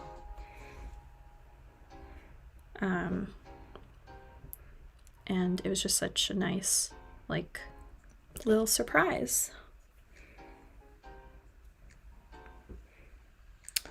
Citroken Elder Wand? Question mark. Do you think this is the one you'll get right?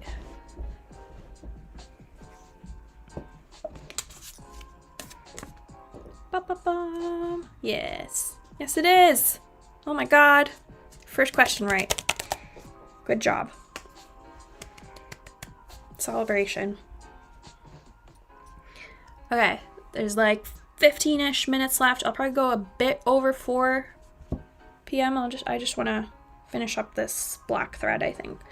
So I think I'll go with the, oh, actually, let me go, let me use the gold thread, actually, so, because that's another thing that, like, Amanda hasn't seen, so why not? Why not? Let's go with this gold thread here. So I love this thread. It's sparkly. It's a bit more expensive than the other threads because it's sparkly. So I'm going to grab 3 of them and do my little armpit thingy to separate.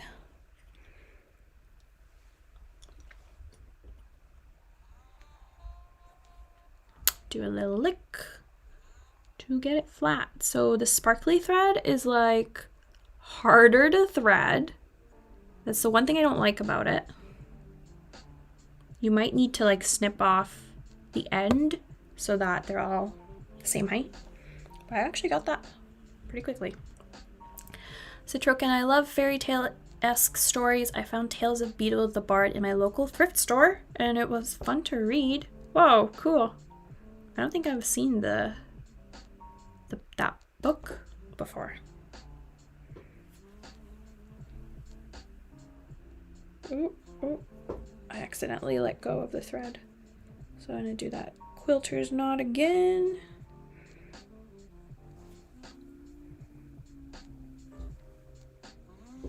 All right. Okay, let's do the sparkles, which is straight stitch in gold. And that'll be a good thing to finish off. So the sparkles are these stars all around. And like I said before, like one of the things with while you're stitching is you're kind of trying to plan like where to start and where to end.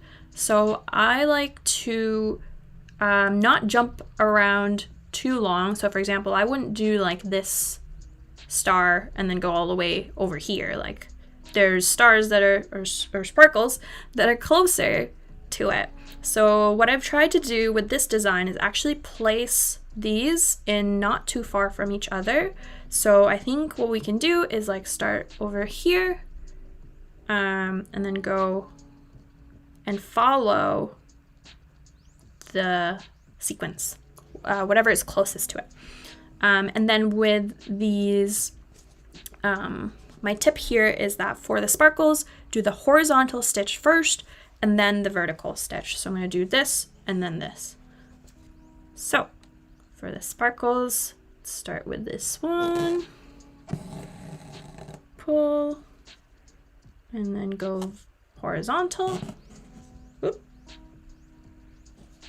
Gotta grab the right one. All right. So that's the first one, making sure that it's lying flat against the fabric. And then I'm gonna go from the top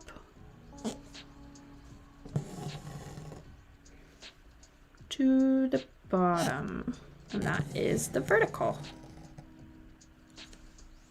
So it's not quite lying flat, so I'm gonna do that trick I showed earlier, where I pull it up and then kind of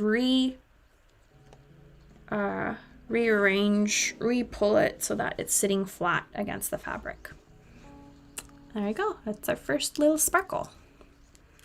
Then I'm gonna jump over here. I'm doing the horizontal first again. And pull. That's my jump.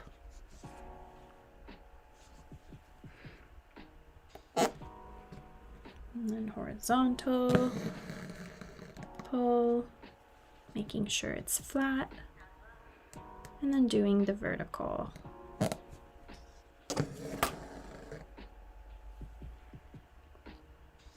And it's not quite flat, so make sure you're checking these stitches as you're going, just to make sure it's lying flat and not getting tangled. Yeah, this is a tricky thread to work with, but the sparkles, it's just worth it.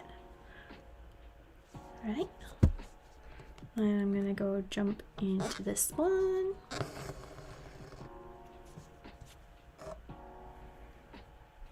And horizontal.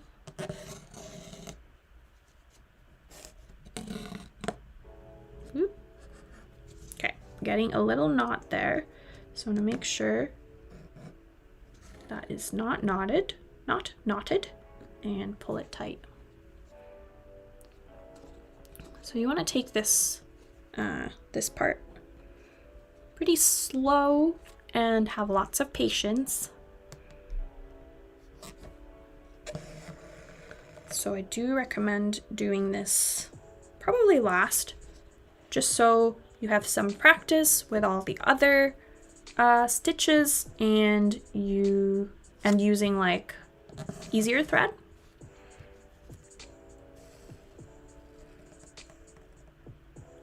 And then you kind of level up a little bit with the challenge. There. Jumping over here. My finger is getting caught in the thread. So if that happens, just pull it out there and continue.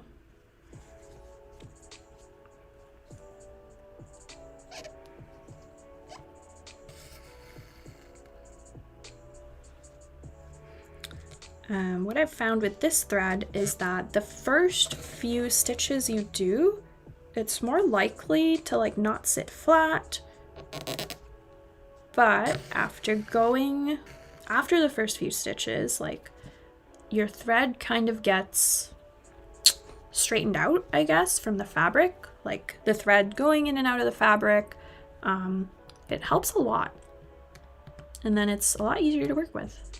So I just finished that. I'm gonna jump over here.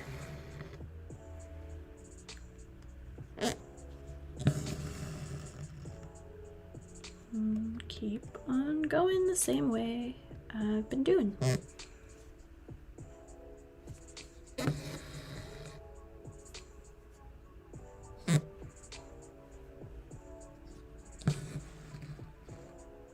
Whoop. Okay, first tangle. That's okay. Just pull it out a little bit and keep going.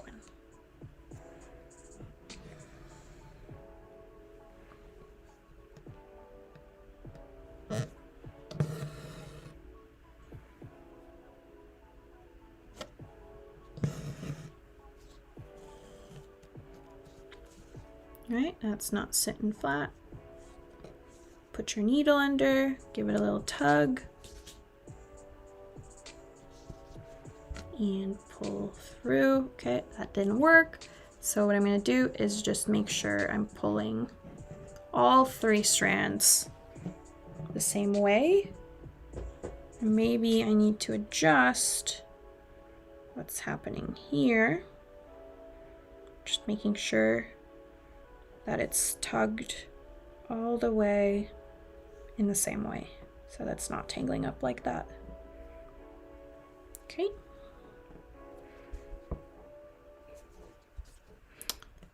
All right.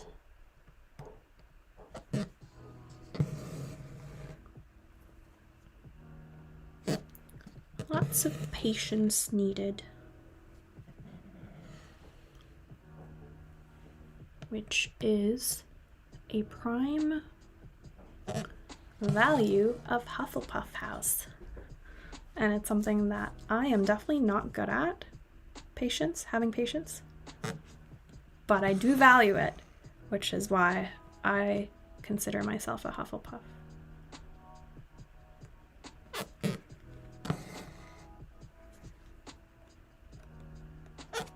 Not just because my favorite color is yellow.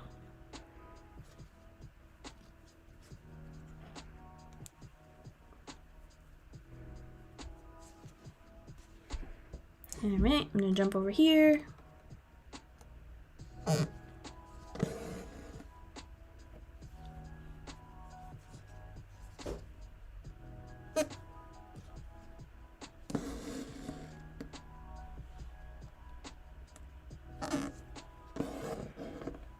Ooh, that was a weird pull.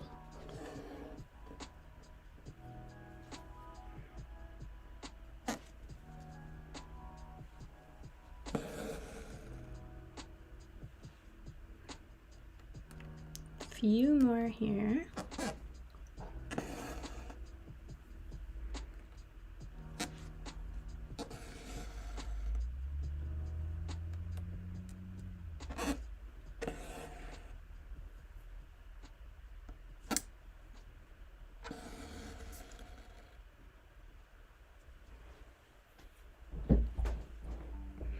So Trokin says, me with Ravenclaw, knowing I'd be locked out of the common room every day considering how bad I am at trivia. LOL. Yeah. Oh my god. So Ravenclaw common room entrance, you have to answer a riddle. So they don't have a password. You have to answer a riddle every time you want to come in. Which, like, that's too much. Like one day you're like studying late and then you're just like, your brain is not working and then you just want to go to bed and flop, but no, you need to answer a riddle first.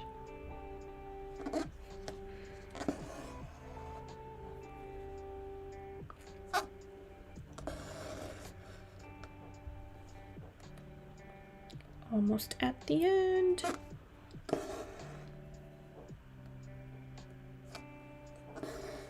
And just in time. Wow. Actually, well, it's pretty good.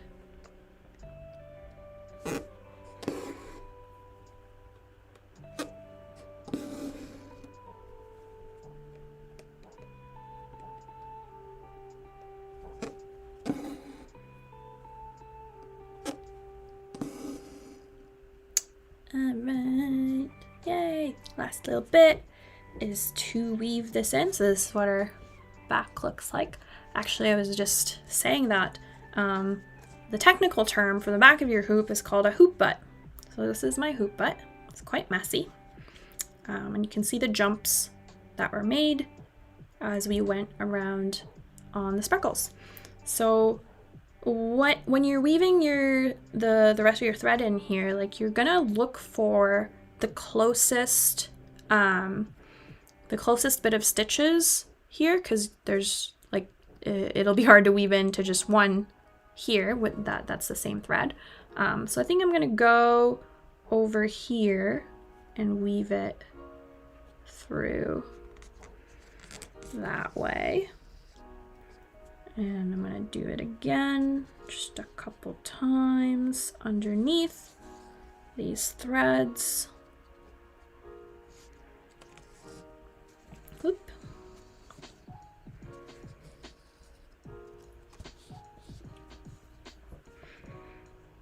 And I'm going to loop, oops, my bad.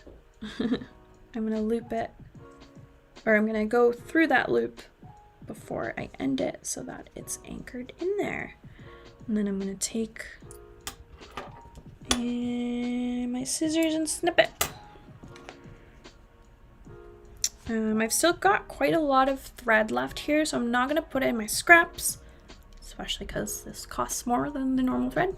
So I'm just gonna put it to the side so I can use it for a different project. Okay, so I did say I was gonna do from 2 to 4 p.m. EST, and I am like right on time. So this is how far we got in the 2 hours that we've been together. We started off with the little squiggly spells in yellow, finished that off, did some of the split stitch with EX and half of P, went over to the wand, and then finished off the sparkles. So tomorrow I'm going to stream again at 10 a.m. EST, I think is what I said. And for the next 2 hours of that, I'm going to finish off the Pacto and the Patronum, and that's split stitch and back stitch. And then I'm also going to show you how to finish off the hoop. So we're going to cut off the excess, glue it on the hoop, and then it'll look something like this. So it's all covered up, and yeah, we'll finish off the hoop. Woohoo! That was super fun. Thank you so much for joining. I really appreciate it. Really appreciate the answers in the chat and just keeping me company as I do this. So I will see y'all tomorrow, I hope. If not, feel free to follow me on Instagram at Magical Stitchcraft. I also have an Etsy shop, also Magical Stitchcraft. And if you want to grab a kit, they're not on the shop yet, but they will be hopefully in the next couple of weeks. And you've seen like how I stitch through it. So hopefully you'll be inspired to do your own. All right. Thank you, everyone. Thank you, Citrokin, Amanda, Lee, Risa Faye, Mick Mabs, all the people that joined today. And I will see you around. Bye.